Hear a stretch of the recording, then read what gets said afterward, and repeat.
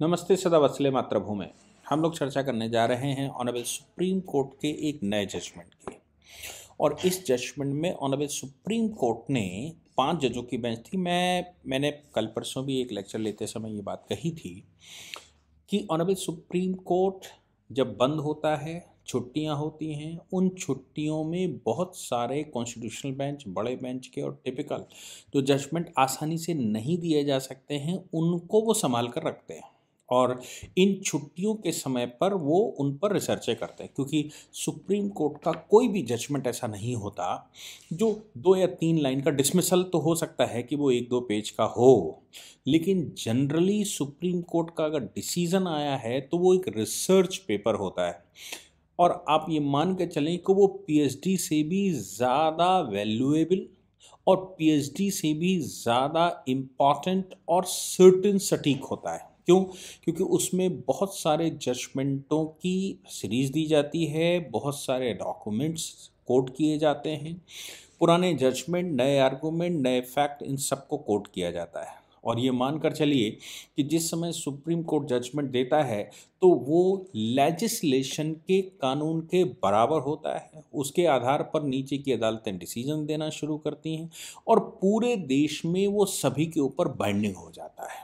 अब चूंकि डिसीजन सबके ऊपर बाइंडिंग हो जाता है, इसलिए पीएचडी अगर किसी ने प्रोनाउंस कर दी, एकेडमिक काउंसिल ने गलत तरीके से कर दिया या कुछ भूलें हो गई, तो उसका बहुत प्रभाव नहीं है, लेकिन सुप्रीम कोर्ट के जजमेंट का बहुत बड़ा प्रभाव है। इसलिए जो खतरनाक, जो बड़े केसेस रहते हैं, उसमें सुप्रीम कोर्ट के जजेस अपनी छुट्टियों के समय पर काम करते हैं।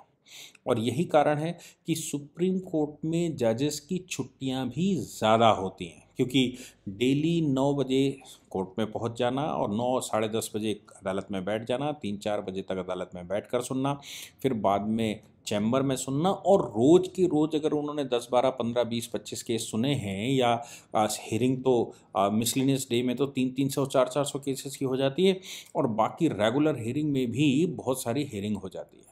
तो ऐसे में 1-2 जजमेंट, 3 जजमेंट, 4 जजमेंट, 5, कभी-कभी 20-20 जजमेंट डेली देने होते हैं। अब जब डेली जजमेंट देंगे तो दिमाग भी टायर्ड हो जाता है बहुत ज़्यादा।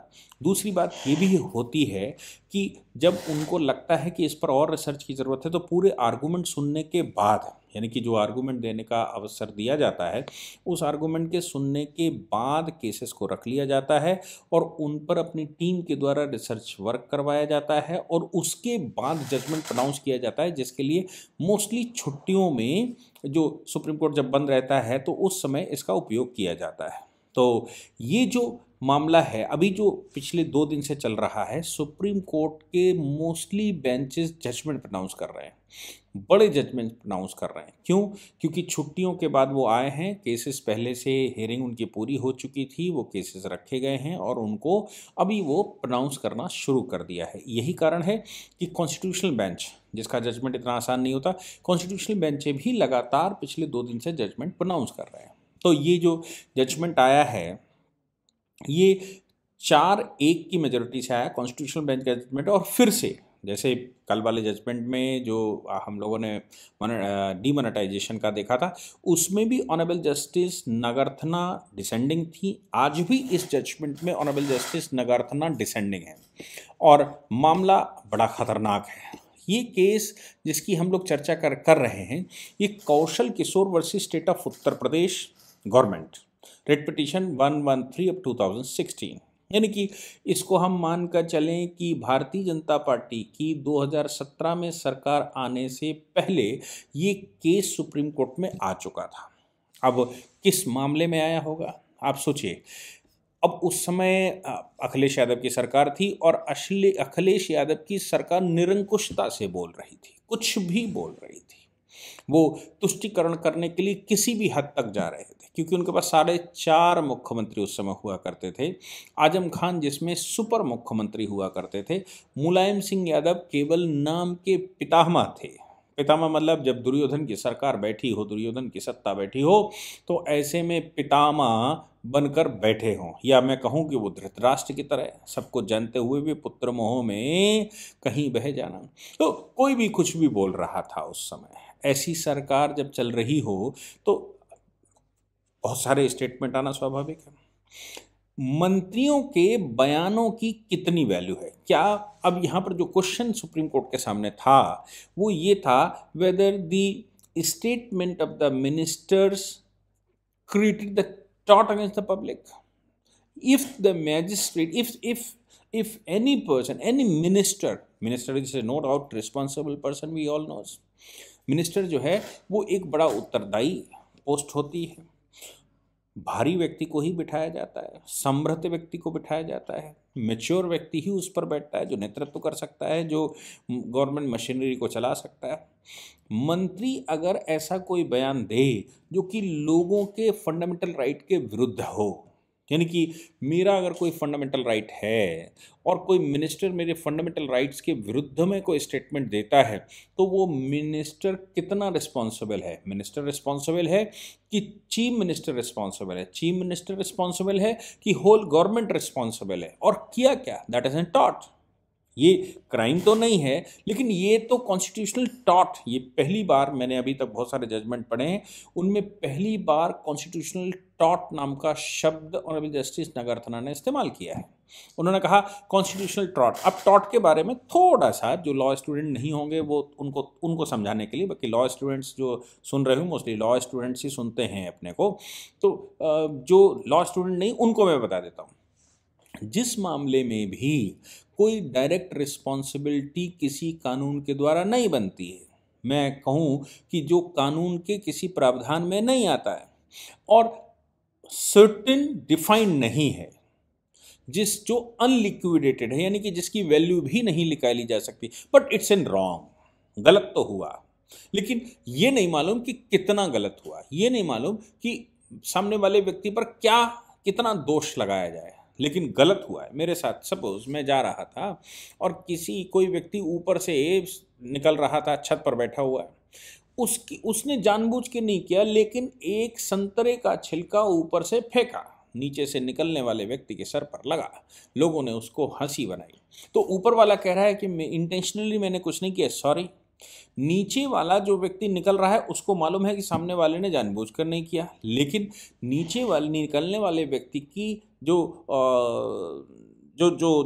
उसकी प्रतिष्ठा है, जो उसका राइट है, वो राइट के अगेंस्ट में चला गया। तो अब सवाल यहाँ पर पैदा होता है, the statement given by a minister और by a responsible person of the government can give a statement that may go against the fundamental right of the people, and if it is against the fundamental right of the people, then what is the wrong?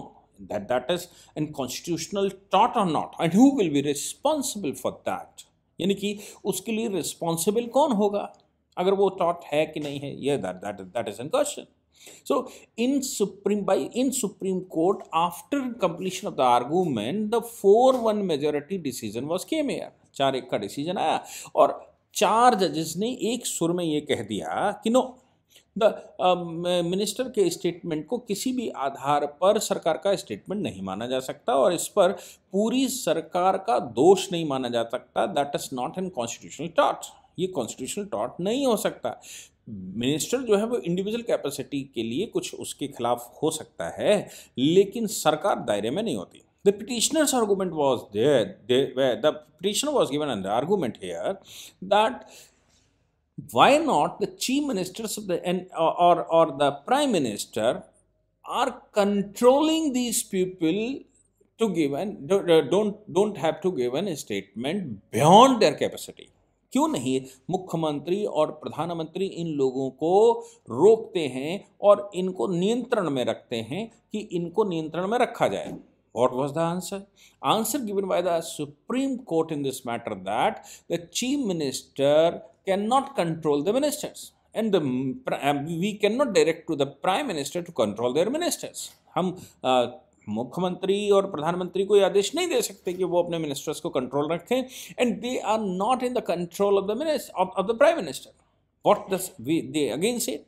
फिर से उन्होंने ये कहा इस मामले में कि the responsibility on behalf of the government, on behalf of the full government, is of It is in case there is a decision given by the council of minister, क्योंकि कॉन्स्टिट्यूशन में तो काउंसिल ऑफ मिनिस्टर की बात कही गई है, मंत्रिपरिषद की बात कही गई है, और मंत्रिपरिषद के कलेक्टिव निर्णय कभी ऐसा आता है जो कि फंडामेंटल राइट्स के विरुद्ध में जाता है, in that case only the government is responsible, otherwise not.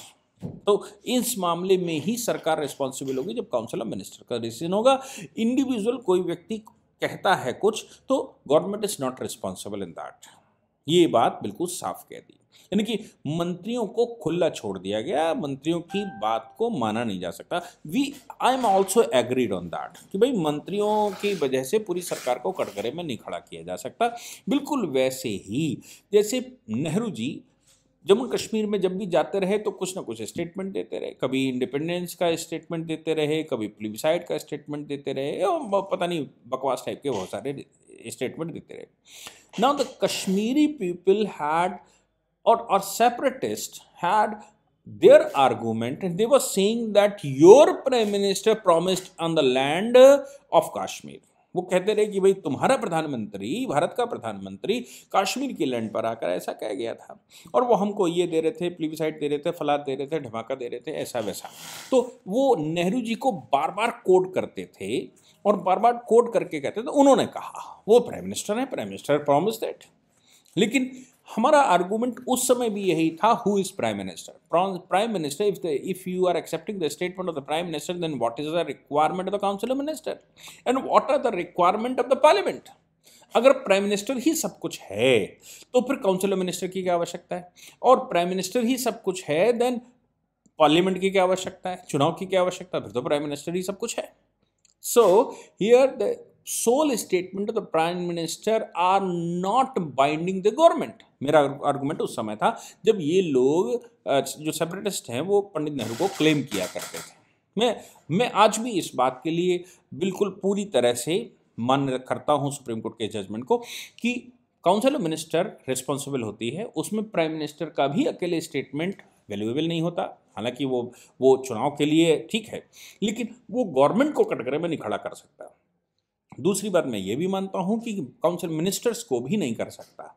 Weather जो ऑनरेबल जस्टिस नागार्थना का अपना व्यू है, उन्होंने ये कहा कि बिकॉज उनका जो कहने का सार है उसके पीछे का मुझे लगता है कारण ये है, अभी जजमेंट तो डिटेल आया नहीं है, केवल स्टेटमेंट आया है और डिसीजन सुना दिया गया है कि भाई पिटीशन को डिसमिस किया जाता है, और उसके ग्राउंड्स दोनों ने अपने अपने बताए होंगे। तो ऑनरेबल जस्टिस नागार्थना का बेस जो मुझे लगता रहा होगा वो ये रहा होगा कि when the council of ministers are appointed on the recommendation of the prime minister or council of ministers is appointed on the recommendation of the chief minister by the governor, तो फिर जब चीफ मिनिस्टर के कहने से ministers का appointment होता है और वो लिस्ट बनाता है, तो फिर प्राइम मिनिस्टर या चीफ मिनिस्टर के कंट्रोल में मिनिस्टर्स का होना चाहिए। And because the ministers are a responsible person that they can be treated as an agent of the government. देखिए ये जो रिस्पॉन्सिबिलिटी, ये टॉट की रिस्पॉन्सिबिलिटी है, कॉन्ट्रैक्ट की भी रिस्पॉन्सिबिलिटी है। Who is superior? The respondent is superior is the general doctrine. Respondent superior होता है, जिसको उसका फल मिलता है, वो सुपीरियर होता है, that's in general philosophy, general thing.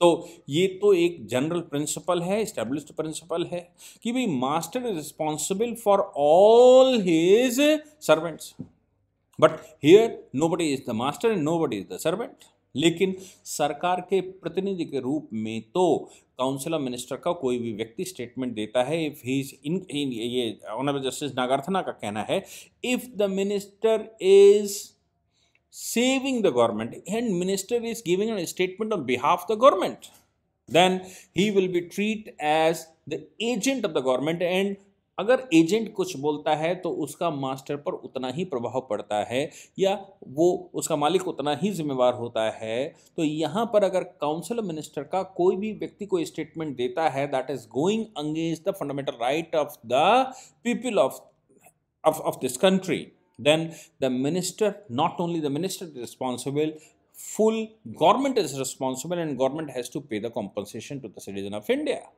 और सरकार को सिटीजन ऑफ इंडिया को वो भी करना चाहिए, क्यों? क्योंकि that is an constitutional taught. But decision जो है वो चूंकि 4-1 से आया है, 4-1 की मेजोरिटी का जजमेंट है, इसलिए इस जजमेंट को किसी भी आधार पर ये नहीं कहा जा सकता कि ये जजमेंट किसी भी तरह से जो है वो कटघरे में खड़ा करता है। इसलिए in this case Supreme Court dismissed the petition, but I think Honorable Justice Nagarthana is also on the right path. Honorable Justice Nagarthana का भी जो जजमेंट है उस जजमेंट को कंसीडर करना चाहिए, and prime minister and the chief ministers must be responsible for all the statement given by the council of ministers or by the any minister. तो इस पर कोई पुख्ता कानून बनना ही चाहिए, और पुख्ता कानून जब बनेगा तभी इसका कोई फुल प्रूफ हम निर्णय कर सकते हैं। जय हिंद, जय भारत, वंदे मातरम।